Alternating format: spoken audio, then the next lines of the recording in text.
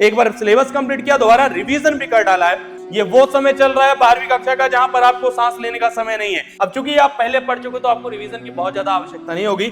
मार्च sir वो point है जहां पर हमारा एग्जाम होगा, एग्जाम बोले तो पेपर होगा। तो ये 3 मॉडल पेपर यदि आप और अच्छे तरीके से लगा लोगे तो आपके अच्छे नंबर आने कहीं नहीं रह जाएंगे। यदि अटेंडेंस नहीं होगी तो एग्जाम देने नहीं मिलेगा, दिक्कत हो सकती है, ऐसा डराया जाएगा। मतलब कि आपका सिलेबस अक्टूबर तक में, मतलब दिवाली तक में कंप्लीट हो जाएगा।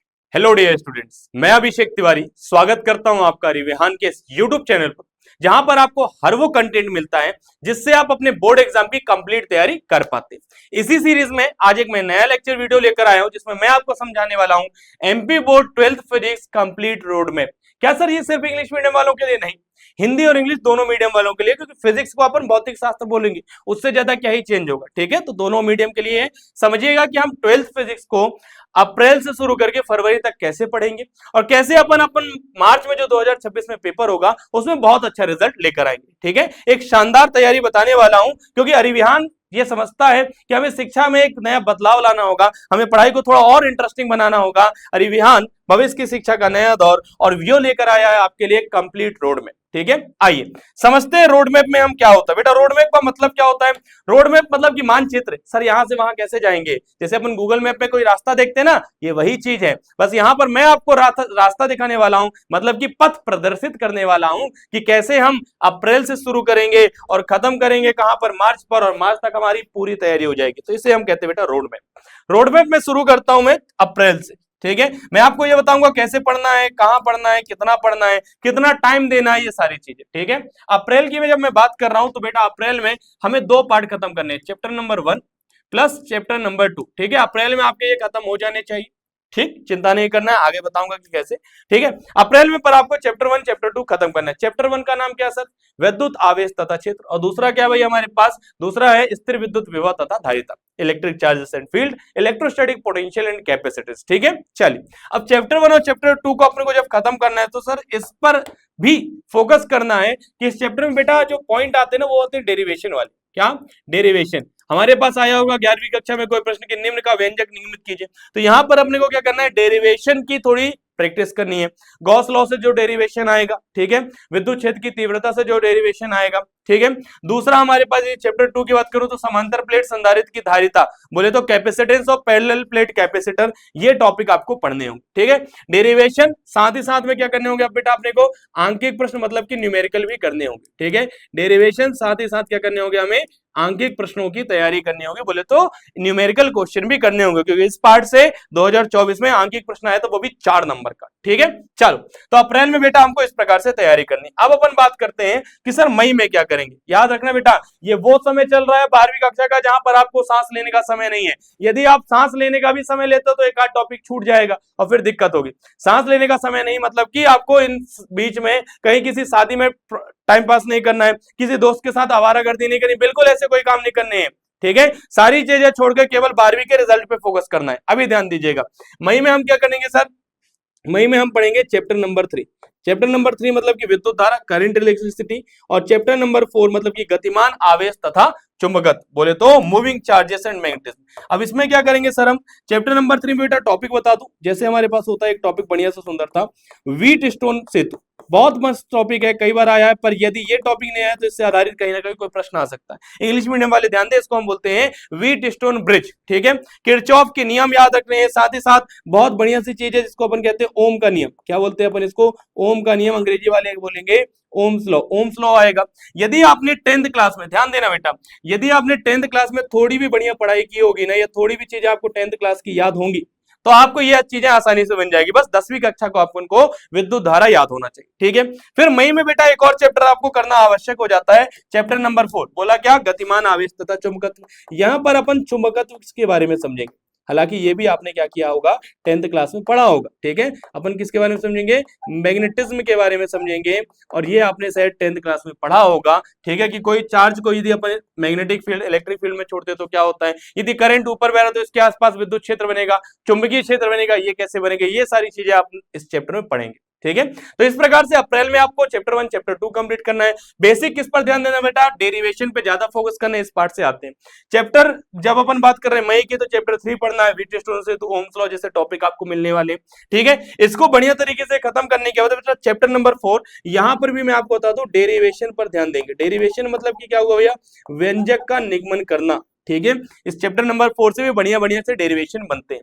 अब जब मैं चर्चा करता हूं आगे के पार्ट की, किसकी, आगे की पार्ट की, जब मैं कहता हूं कि सर जून की बात हो रही है कि जून में क्या करेंगे, अब ध्यान देना, जून वो महीना है जहां पर गर्मी बहुत तेज लग रही है, मन बहुत ज्यादा नहीं कर रहा है पढ़ाई करने का, लेकिन करना होगा। याद रखना जून में भी पढ़ाई करनी होगी। बस यहां पर चैप्टर नंबर 4 के बाद मैं ले रहा हूं चैप्टर नंबर 5, मैग्नेटिज्म मेथड, चुंबकत्व द्रव्य, और साथ ही साथ मैं आपको कहूंगा चैप्टर नंबर 8। सर चैप्टर 5 के बाद चैप्टर नंबर 8 क्यों सजेस्ट कर रहे हैं, देखो चैप्टर नंबर 8 और चैप्टर नंबर 5 दोनों क्या है, छोटे छोटे चैप्टर है, छोटे छोटे चैप्टर, इसलिए जून के महीने में आसानी से आपसे हो भी जाएंगे, ठीक है। अब यहां पर क्या करना है सर, यहां पर हमें क्या करना है, यहां पर चैप्टर नंबर 5 है और चैप्टर नंबर 6 है, यहां पर बेटा 2 नंबर के सवाल आते हैं जनरली, 2 नंबर या ज्यादा से ज्यादा 3 नंबर, ज्यादा से ज्यादा में 3 पर जाएंगे, नहीं तो ज्यादा से ज्यादा 3 मार्क्स से बहुत कम, रेयर चांस होते हैं। ज्यादातर इससे तो 2 नंबर का आता है कि विद्युत चुंबकीय तरंग क्या होती है, किसी एक तरंग के बारे में पूछ लिया कि सर ये तरंग होती है, इसकी खोज किसने की थी, इसकी आवृत्ति क्या होती है, इसकी तरंग दैर्घ्य क्या होती है, बस यही सारी चीजें होंगी, ठीक है। चैप्टर नंबर 5 में अपने पास पूछ लिया भैया, क्या पूछा जा सकता है, चुंबक के बारे में बहुत सारी चीजें जो आप पढ़ेंगे, ठीक है। तो 2 या 3 नंबर का आता है। इसको अभी क्यों रखा है बेटा, बहुत ध्यान से सोच समझ के रोड मैप बनाया मैंने। 5 के बाद डायरेक्ट 8 क्यों रखा है, क्योंकि आप 5 और 8 बहुत आसान तरीके से सिमिलरली कंप्लीट कर सकते हैं। अभी ध्यान देना, जो चीजें मैं बोल रहा हूं, अभी पुरानी बातों में बात करते हैं, ठीक है। जो चीजें मैं बोल रहा हूं कि नहीं शादी में नहीं जाना है, शादी में समय बर्बाद नहीं करना है, लेकिन अब यदि शादी पास वाले की हो तो क्या करेंगे सर, समय तो जाएगा सर, मना तो नहीं कर सकते हैं, बिल्कुल मना नहीं कर सकते। दूसरी चीज फैक्टर, बीमार हो सकते हैं क्या सर, बिल्कुल बीमारी के चांसेस हो सकते हैं। कोई शादी में जा सकता है, जी सर शादी में जा सकता है। कोई और प्रोग्राम हुआ तो सर प्रोग्राम में भी जा सकते हैं। तो ये 3 फैक्टर है जिसकी वजह से अपन हो जाएंगे परेशान। क्या, बीमार पड़ सकता है कोई व्यक्ति जो अपने हाथ में नहीं है, शादी में सब लोग जा रहे हैं तो 1-2 दिन जाना पड़ सकता है, कोई प्रोग्राम हुआ उसमें भी जाना पड़ सकता है। अब सर आप कह रहे हैं सांस लेने का समय नहीं है, अब आप ही कह रहे हैं जाना पड़ सकता है, बिल्कुल जाना पड़ सकता है, तब आप क्या करोगे, तो ध्यान, हो सकता है कि अप्रैल में आप लेट शुरू कर रहे हो सकता है कि आप मई में कहीं जा जो चले जाओ, बीमार हो जाए, ये दिक्कत हो जाए। तो इसलिए बेटा जून में अपन ने चैप्टर 5 और 8 रखा है कि ये जल्दी कंप्लीट हो जाएंगे, तो जो वहां का बैकलॉग होगा वो आप यहां पर कवर कर लोगे, ठीक है। अभी ध्यान दो, जुलाई में क्या करना है सर, जुलाई वो समय आ गया है जहां पर आपके स्कूल से कॉल आएगा कि बच्चों को स्कूल आना अनिवार्य है, यदि अटेंडेंस नहीं होगी तो एग्जाम देने नहीं मिलेगा, दिक्कत हो सकती है, ऐसा डराया जाएगा। और डरने की बात है बेटा स्कूल में, क्योंकि टीचर पढ़ाते हैं। तो ये बेटा जुलाई का समय जब आ रहा है ना, तो जुलाई में अपने को क्या करना है, ध्यान दो, चैप्टर नंबर 6 करना है और चैप्टर नंबर 7 करना है। बहुत सुंदर से चैप्टर है बेटा, डेरिवेशन इसमें से भी आने के चांसेस बहुत ज्यादा होते हैं, सुंदर से चैप्टर डेरिवेशन आ सकते हैं। लेकिन बात यह है कि आप जुलाई के महीने में स्कूल जब स्टार्ट हुआ है तो यहां तक आपने पहले पढ़ लिया चैप्टर 1, 2, 3, 4 और 5, 8, ये जब चैप्टर आपने पढ़ लिए हैं तो जुलाई के महीने में आपको 6 और 7 पढ़ने में ज्यादा दिक्कत नहीं जाएगी। क्यों नहीं जाएगी, क्योंकि अब वो समय आ गया है जब आप स्कूल जाएंगे और स्कूल से आने के बाद आपको पढ़ाई के लिए समय निकालना होगा। एक और इंपॉर्टेंट बात बता देना चाहूंगा कि आपको बेटा यदि आपको पढ़ाई करनी है ना, तो आपको पर डे कितना टाइम निकालना है सर, पर डे आपको 2 घंटे का टाइम निकालना है, ठीक है। पढ़ाई का समय यदि मैं बात कर रहा हूं, ठीक है, पढ़ाई के लिए यदि अपन बात करें तो कितना घंटे का समय बेटा, पर डे आपको 2 घंटे का समय निकालना है, जिसमें आप क्या काम करेंगे, ध्यान दीजिए, जिसमें आप क्या काम करेंगे, यहां पर आप करेंगे बेटा 1.5 आवर्स की पढ़ाई। क्या करेंगे, 1.5 मतलब कि 1.5 घंटे आप पढ़ाई करेंगे। साथ ही साथ में यदि मैं बात करूं 0.5 आवर की, मतलब आधे घंटे की, तो इस आधे घंटे में बेटा आप आंकिक प्रश्न करेंगे, न्यूमेरिकल क्वेश्चन करेंगे। यहां पर आंकिक प्रश्न करने तो 1.5 घंटा अपने को पढ़ना है और आधे घंटे क्या करना है, आंकिक प्रश्न करना है। साथ ही साथ में याद रखना, हर 45 मिनट के बाद आपको 5-10 मिनट का ब्रेक लगना है, क्योंकि 1.5 घंटे को यदि मैं आधा करता हूं, कहीं ना कहीं 45-45 मिनट आ जाएगा, ठीक है, 45-45 मिनट आ जाएगा। अभी ध्यान देना, यदि मैं कह रहा हूं कि सर इसको भी आधा करना है, क्योंकि एक साथ बैठे रहना दिक्कत वाली बात रहती है, तो 5-7 मिनट का बीच में ब्रेक ले लेना। लेकिन पर डे आपको अपनी पढ़ाई को कितना समय देना है सर, पर डे हमें स्कूल से आने के बाद सिर्फ और सिर्फ, जब मैं फिजिक्स की बात कर रहा हूं तो पर डे मुझे कितना टाइम देना होगा, मुझे 2 घंटे का समय देना होगा। चलिए वापस आ जाते हैं चैप्टर 6 और 7 पे। कि अब ये पढ़ाई करना आसान क्यों है सर। स्कूल से आने के बाद सर वैसे भी स्कूल का रिवीजन करना होगा, नहीं करना होगा, समझो ना। स्कूल में जब आप जुलाई में जाओगे तो ये सारी चीजें आपको पढ़ाई जा रही होंगी। जब आप ये सारी चीजें पढ़ रहे होगे तो उसी समय पे आप चैप्टर 6 और 7 पढ़ोगे, ठीक है। अब चूंकि आप पहले पढ़ चुके तो आपको रिवीजन की बहुत ज्यादा आवश्यकता नहीं होगी, तो चैप्टर 6 और 7 आप वैसे भी कंप्लीट कर लोगे। साथ ही साथ एक और बात का ध्यान रखना है बेटा कि आपको एक शिक्षक की आवश्यकता होगी, ठीक है। आप खुद से पढ़ोगे, टाइम वेस्ट होगा, ज्यादा टाइम लगेगा, लेकिन यदि आपको कोई टीचर ये चीजें समझाएगा तो आसानी से चीजें समझ में आ जाएंगी। उसका भी सॉल्यूशन मैं आपको बताने वाला हूं, ठीक है। तो चैप्टर 6 7 पढ़ना है। एलसीआर सर्किट, बढ़िया सा सर्किट हुआ करता है, एलसीआर परिपथ में बोल रहा हूं, ठीक है। एलसीआर परिपथ बढ़िया सा परिपथ, और ऐसे बहुत सारे सर्किट के बारे में आपको पढ़ना होगा। तो अभी ध्यान देना बेटा, जब मैं बात करता हूं कि हमने सर जुलाई तक क्या किया है, जुलाई तक पूरा का पूरा आधी बुक का सिलेबस कवर कर लिया है। अब सर जुलाई के बाद जब हम बात कर रहे हैं अगस्त की, तो अगस्त वो महीना है जहां पर क्या होगा, 15 अगस्त की तैयारियां चल रही होंगी, कहीं ना कहीं क्वार्टरली बोले तो त्रैमासिक परीक्षाएं चल रही होंगी। तो इन परीक्षाओं के समय पर हम क्या करेंगे सर, इन परीक्षाओं के समय पर समय नहीं मिलेगा, तो बेटा जानबूझकर मैंने ऑप्टिक्स को पकड़ा है। क्या ऑप्टिक्स, हालांकि लाइन से चले तो वो भी आ गई है, पर ऑप्टिक्स मतलब कि चैप्टर नंबर 9 प्लस में चैप्टर नंबर 10। बेटा ये वो पार्ट है जहां पर आपको चीजों को ऐसा क्रिएटिविटी पे नहीं लेकर आना है कि इलेक्ट्रॉन ऐसा जाएगा तो क्या होगा, वैसा जाएगा तो क्या होगा। चैप्टर 9 और 10 जब आप पढ़ोगे तो बहुत सिंपल सी चीज है, ऑप्टिक्स आप याद रख सकते हो कि एक रेखा जो समांतर जाएगी वो मुड़ेगी और फोकस से जाएगी। चित्र बनाना सीख लेना, फॉर्मूला डेरिवेशन याद हो जाएंगे, ज्यादा टाइम आपका इसमें वेस्ट नहीं होगा। तो ऑप्टिक्स भी आपकी क्या हो जाएगी, कवर हो जाएगी। अब अपन आगे बढ़ते हैं, सर सितंबर में क्या करना है। देखो 10 के बाद डायरेक्ट अपन क्या करते हैं, 11 और 12 पर आते हैं, ठीक है। पार्ट 11 प्लस में क्या हो जाएगा, पार्ट 12। आपको ये चैप्टर पढ़ने हो, ठीक है। जब आप चैप्टर 11 और 12 पढ़ोगे तो बेटा 11 क्या है, dual nature of radiation in matter, और 12 क्या है बेटा, एटम, बोले तो परमाणु। तो परमाणु और डुअल नेचर के बारे में पढ़ोगे, आसान से पार्ट है, जल्दी हो जाएंगे। फिर इसके बाद आ रहे बेटा अक्टूबर पे। अक्टूबर पे क्या होगा सर हमारे पास, अक्टूबर में बेटा हमारे पास केवल 2 पार्ट बचे हैं, chapter number 13 plus chapter number 14। ध्यान देना, ये अपने पास नाभिक है, बोले तो न्यूक्लियस, और चैप्टर नंबर जो 14 है सेमीकंडक्टर, वहां पर बेटा अपन क्या पढ़ने वाले हैं, वहां पर पढ़ने वाले हैं डिस्ट कार्य के बारे में। डिस्ट कार्य मतलब कि रेक्टिफायर, जो क्या काम करता है सर, जो हमारे पास एसी को किस में बदल देता है, डीसी में, मतलब कि प्रत्यावर्ती धारा को डिस्ट धारा में परिवर्तित कर देता है। पर इसके साथ साथ ये बात बता दूं कि ये चैप्टर बहुत छोटा होता है, तो आसानी से आप कवर कर लोगे। तो इस प्रकार से आपने क्या किया, इस प्रकार से अक्टूबर तक में रोड मैप को फॉलो करते हुए आपने पूरे के पूरे 14 पार्ट को पढ़ डाला है। मतलब कि आपका सिलेबस अक्टूबर तक में, मतलब दिवाली तक में कंप्लीट हो जाएगा, ठीक है। अब अपन आगे की चर्चा करते हैं कि सर पूरी चीजें पढ़ने के बाद रिजल्ट कैसे अपन अच्छा ला सकते हैं। तो आओ समझाता हूं कैसे ला सकते हो। अब हमारे पास समय बेटा नवंबर, दिसंबर, जनवरी, फरवरी, मार्च का, ठीक है। अब यदि मैं मार्च की बात करूं तो सर ये मार्च क्या है, मार्च सर वो पॉइंट है जहां पर हमारा एग्जाम होगा। एग्जाम बोले तो पेपर होगा, और जब अपना पेपर होगा तो ये ऐतिहासिक दिन होगा। क्या होगा, ऐतिहासिक दिन होगा जहां पर हमारा पेपर होगा। तो मैं मार्च को तो अभी फिलहाल छोड़ के ही चलता हूं, क्यों, क्योंकि बेटा यहाँ का अपन अलग से रोड मैप सेट नहीं करते हैं। मार्च में हो सकता है 5 मार्च को पेपर हो जाए, 12 मार्च को भी पेपर हो सकता है, तो इसको भी छोड़ते पहले यहां पर आते हैं। नवंबर में क्या करना है सर, ध्यान देना, चैप्टर नंबर 1 से लेकर चैप्टर नंबर 8 का, ठीक है। याद रखना नवंबर मतलब पूरा पूरा 1 महीना मिल रहा है। चैप्टर 1 से लेकर चैप्टर नंबर 8 तक का आपको पूरा फुल प्रूफ रिवीजन करना है। साथ ही साथ सर रिवीजन के साथ साथ सर रिवीजन तो क्यों करेंगे, पढ़ लेंगे बेटा, नोट्स भी बनाना है। चैप्टर 1 देखो अपन ने पूरा सिलेबस तो कवर कर लिया है, अब चैप्टर 1 से चैप्टर 8 तक का पूरा रिवीजन भी कर डालेंगे जो शुरू से अपन ने पढ़ा, ठीक है। साथ ही साथ नोट्स बनाना है। सर नोट्स तो बनाए थे हमने, जो तुमने नोट्स बनाए होंगे ना, याद रखना जो तुम नोट्स बनाते हो शुरुआत से वो 150 से 200 पेज के ऊपर जा सकते हैं, ठीक है। कितने, 150 से 200 पेज के ऊपर जा सकते हैं। पर मैं जिनकी नोट्स की बात कर रहा हूं वो कहलाते हैं वेरी वेरी शॉर्ट नोट। अब वेरी वेरी शॉर्ट नोट के बारे में यदि मैं आपको बता रहा हूं तो मान लेते हैं कि अपन गॉस थ्योरम के बारे में बात कर रहे हैं। किसके बारे में, गॉस थ्योरम, गॉस प्रमेय के बारे में बात कर रहे हैं। तो आप क्या करोगे बेटा, आप लिखोगे फ्लक्स का formula phi is equal to EA cos theta. साथ ही साथ में आपके लिखोगे एक बार और फ्लक्स का formula phi is equal to क्या हो जाएगा, Q बटे में एप्सिलॉन नॉट। और तीसरा पॉइंट आप लिखोगे इक्वेशन 1 बराबर में इक्वेशन नंबर 2। ये बेटा कहलाते हैं वेरी वेरी शॉर्ट नोट्स। इसमें क्या होता है बेटा, ये बहुत अच्छे तरीके से एक छोटी सी डायरी में आपके कवर होके आ जाएंगे, ठीक है। और यदि आपने इस प्रकार के नोट्स बना लिए तो याद रखना जब एग्जाम की सुबह की बात होती है तो केवल 3 घंटे का समय मिलता है। कितना, केवल और केवल 3 घंटे का समय मिलता है। और अपने को बहुत सारी चीजें, तो 150-200 पेज आप 3 घंटे में नहीं पढ़ पाओगे। तब आप गॉस थ्योरम को यदि ऐसे लिखोगे तो आपको याद रखिएगा कि फ्लक्स का पहला फॉर्मूला लिखना है, फ्लक्स का दूसरा फॉर्मूला लिखना है, और इक्वेशन 1 मतलब कि इसको, इक्वेशन 2 मतलब कि इसको, दोनों को क्या कर देना, बराबर कर देना है, तो अपना आंसर आ जाएगा, ठीक है, तो ये अपने वेरी वेरी शॉर्ट नोट्स है जो आपको अब बनाने, जैसे नवंबर में किया बेटा चैप्टर 1 से 8, वैसे आपको दिसंबर में करना होगा चैप्टर नंबर 9 से लेकर चैप्टर नंबर 14 तक। क्या काम करना है सर? वही शॉर्ट नोट बनाना है, वही पूरा तरीके से रिवीजन करना है। सर हमने किया सर अक्टूबर तक पूरे रिवीजन को कंप्लीट, सॉरी पूरे सिलेबस को कंप्लीट, और सर नवंबर दिसंबर में हमने पूरी बुक का दोबारा से रिवीजन भी कर डाला है। अब क्या करेंगे सर? बहुत सिंपल सा काम है। अब जनवरी का समय आ गया, जनवरी का वो समय है जहां पर आपको क्या करना होगा बेटा, चूंकि तो अब 2 बार रिवीजन हो चुका है, तो आप चैप्टर नंबर 1 से लेकर चैप्टर नंबर 14 तक अब रिवीजन करोगे। अब तो तुम समझदार हो चुके होगे सर, रिवीजन का मतलब ये दोबारा से रिवीजन नहीं, नहीं बिल्कुल नहीं।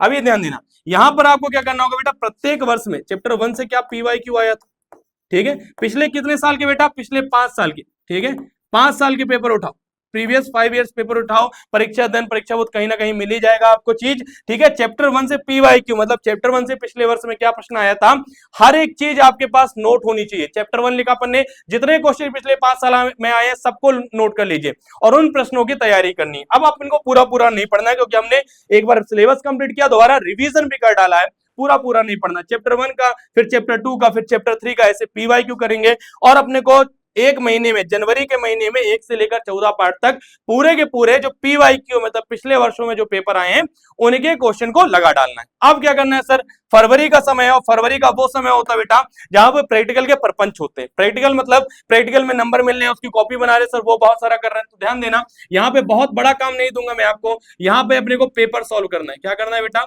यहाँ पे अपने को पेपर सॉल्व करना है। ध्यान देना क्या पेपर सॉल्व करना होगा सर, बहुत सिंपल सी बात है, ध्यान देना क्या होगा।